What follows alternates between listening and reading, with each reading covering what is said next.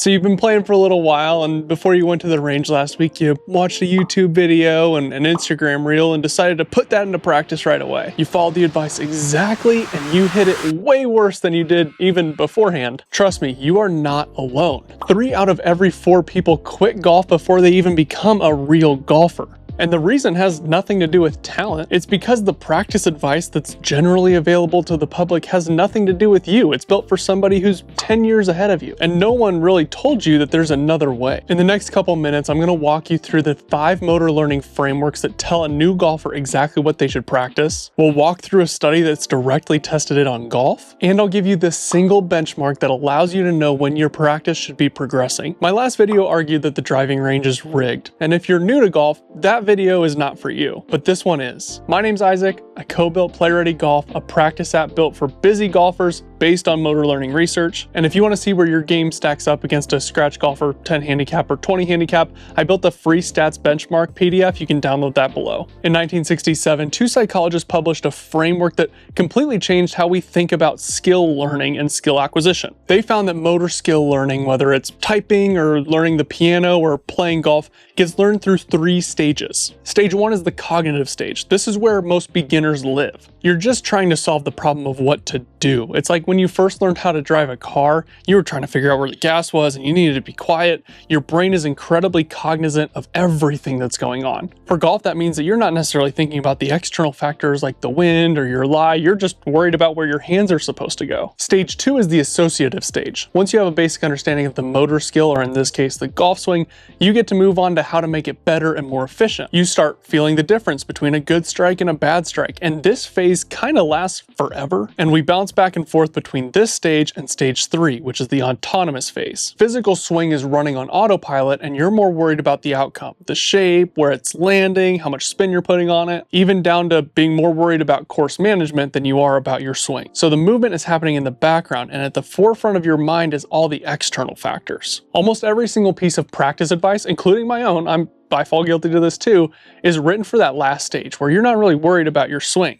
Then you also see people only focusing on the first stage, which is trying to get better at your golf swing or trying to be more aware of what's going on. I'm a huge proponent of random practice, which is changing clubs and targets every single time, but for beginners, that's not super beneficial. You need block practice where you're using the same club to the same target, working more on the motion. What's difficult is understanding when you're supposed to move between these phases. If I told that stage 1 golfer to focus on random practice and shot shaping, it would be like telling a 15-year-old with their driver's permit that they need to parallel park in New York City. Like, well, yeah, technically you do need to get there eventually, but right now you just need to be focused on gas and brake and keeping the shiny side up. Most of online golf advice is technically correct, but the delivery and the timing can be very wrong. In 2004, the challenge point framework was presented by 2 more researchers. The idea is incredibly simple. Every practice task has a difficulty. However, that difficulty should not be fixed. It should be dependent on who is attempting to finish that practice task. For example, making 10 3-footers in a row is going to be relatively simple for a tour pro, but for somebody who's 3 months into the game, it's going to be vastly more difficult. Learning happens when the difficulty is in this sweet spot of you failing about 60 to 70% of the time. So it's hard enough to be useful, but it's not so hard that you're not learning anything. So functionally for you as a newer golfer, hitting a 7-iron to the same target 10 times in a row is going to be relatively difficult. Whereas you look at a high-level amateur player or a college golfer, that's going to be basic, and they need to change up targets and clubs and learn new skills and fail more. The way we should think about difficulty is covered really well in this quote. If the learner does not have the background knowledge or the skills to respond to them successfully, they become undesirable difficulties. Let's talk specifics, because a 2007 research paper presented by, I can't pronounce that last name, I'm just going to put it on screen, talks about how novice golfers should be able to successfully complete a block task, or doing the same thing over and over again, 5 out of 6 times before they move on to trying to do random tasks, changing clubs, changing targets, changing shot shapes. I've cited a lot of research, and I didn't want to just cite a bunch of research that you could have looked up on your own. So I went and ran a test myself. I had 6 players run through this test. Some had been playing for just 2 weeks, while others had been playing for 15 years, between plus handicaps all the way down to obviously total beginners at just 2 weeks. Each one hit 15 putts from 10 feet in 2 different groups. The first group of putts was block practice, so at the same target from the same spot. Then we hit 15 random putts of 10 feet. So different break to different holes. Here's what we found.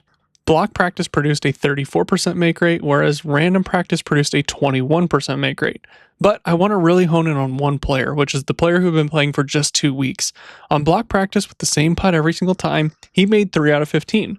Whereas on random, with the break changing every time, he made 0. 0 out of 15 from 10 feet. Under the same protocol, most golf advice online tells you, including myself. Now, to be honest with you about what this test does and doesn't show, it's just one session, and the research shows that random practice is supposed to show up later in retention, next week or next month. The plus handicap dropped from 9 makes in the block practice to just 3 on random, and the literature would say he's actually going to retain more from the random session, he just looked worse in it. But a true beginner, they're never going to get to that retention part because they made 0 putts, they feel stupid, and they don't want to come back. That's the whole problem. The advice that's correct for the plus handicapper on a long enough timeline is the same advice that actually breaks down the player who's just been playing for 2 weeks in just day 1.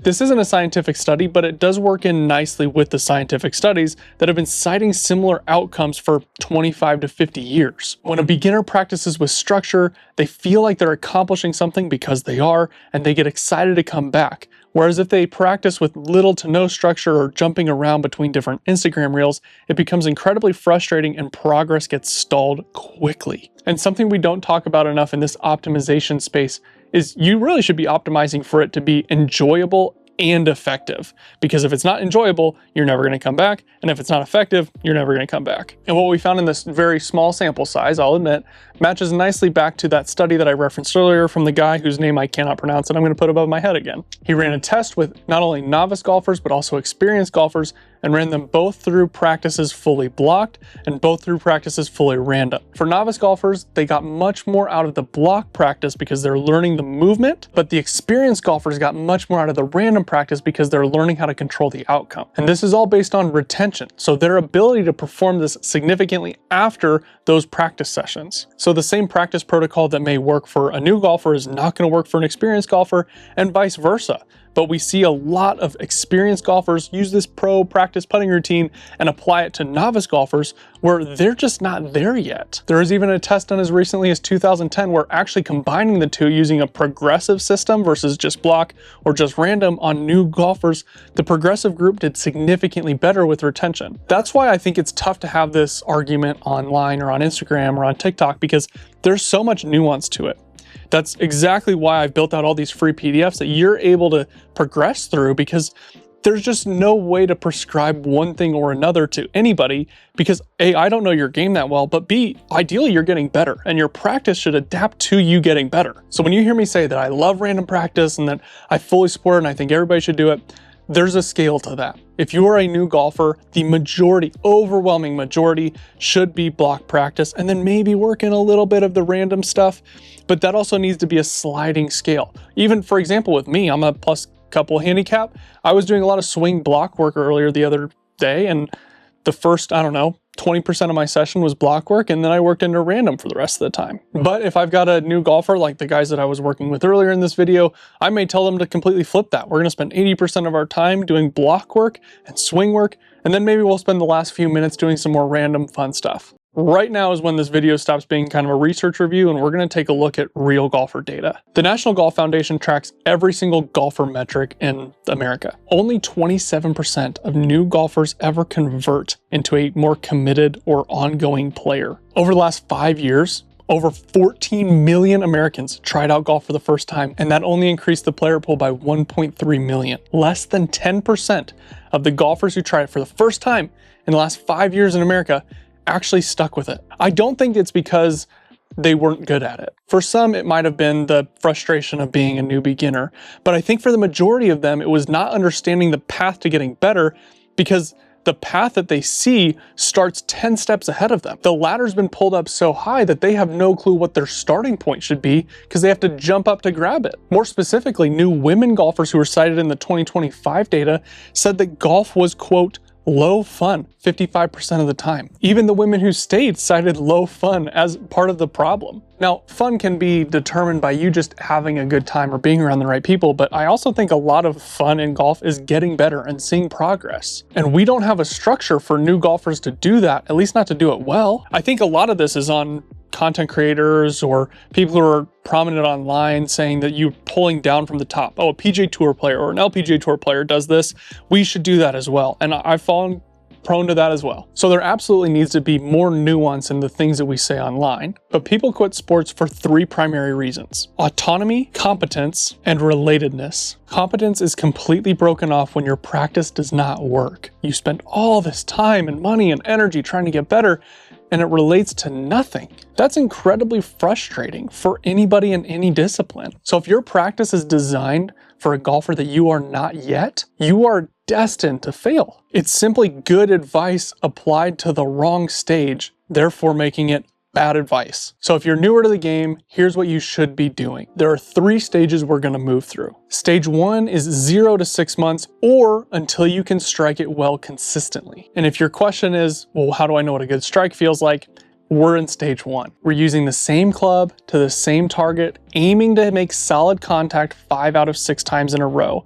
I will add, this gets easier with the shorter clubs, so if it's more difficult with a 7-iron, move down to a wedge, and then slowly ramp up all the way to driver. Even for myself, I know that if I can hit a 4-iron well before a round, I'm striking it incredibly well. This is that beginner stage where we're building the movement and building confidence so that we can move on to stage 2. This is going to be from month 6 to month 12 or until contact is repeatable. Now all we're doing is moving to alternating between clubs, not target. We're going to keep the same target in mind, but we're just going to alternate between, say, a 7 and a 9-iron so that our brain can get used to slowly switching tasks without completely changing all the variables. This is just structured variety. We're not trying to bring the course to the range quite yet. We're just trying to get used to slight changes in what we're doing from a task perspective. Once we're through that, we can move on to stage 3. This is where you, quote, have a swing, or you have some kind of feel where you understand what good and bad is. And this is where some of my previous videos hit on heavily, where we're using different targets,